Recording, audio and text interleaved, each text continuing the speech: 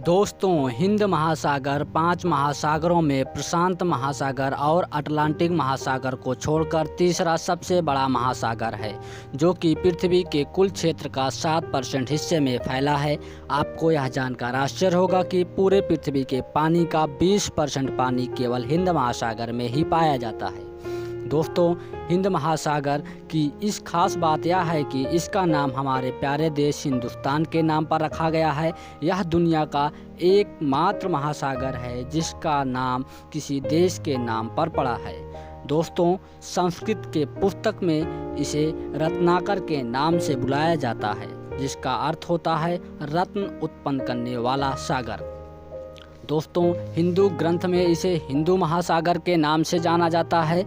आप यह भी सुने होंगे कि हिंद महासागर को सबसे युवा महासागर भी कहा जाता है। शोधकर्ताओं की माने तो इसका जन्म तकरीबन 73 करोड़ वर्ष पहले हुआ था।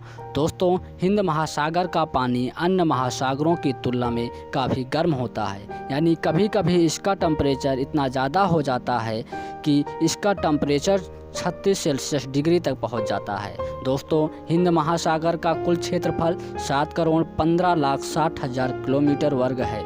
दोस्तों, इसकी चौड़ाई की बात की जाए तो ऑस्ट्रेलिया और अफ्रीका के दक्षिण सिरों में हिंद महासागर की तकरीबन 10,000 किलोमीटर तक फैला है, जिसमें फारस की खाड़ी भी शामिल है। यदि गहराई की बात की जाए तो इसकी औसतन गहराई 3,890 मीटर तथा अधिकतम गहराई 8,047 मीटर है।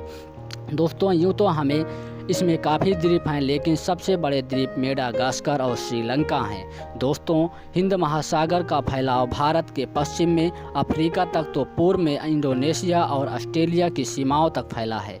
दोस्तों, जैसा कि आप जानते हैं, महासागरों में पानी का बहाव एक ही दिशा में होता है, लेकिन आपको यह जानकर हैरानी होगी कि हिंद महासागर में पानी का बहाव साल में 2 बार परिवर्तित होता है। गर्मियों में मानसून के कारण पानी का बहाव भारत की ओर और सर्दियों में इसका बहाव अफ्रीका की तरफ होता है।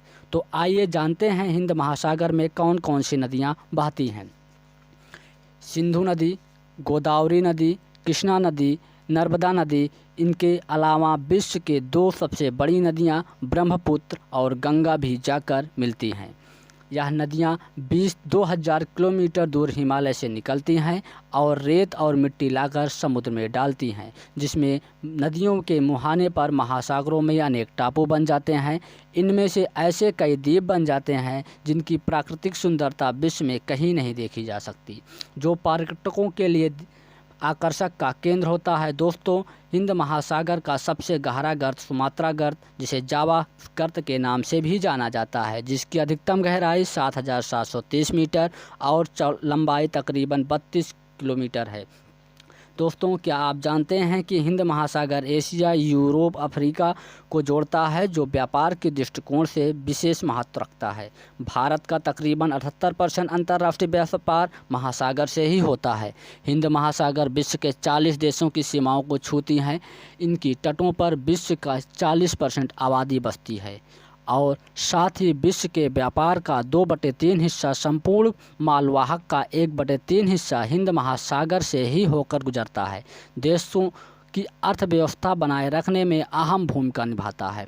तो दोस्तों, यह ज्ञान भरा वीडियो यदि आपको पसंद आया हो तो प्लीज़ वीडियो को लाइक कीजिए और शेयर कीजिए। Thanks for watching.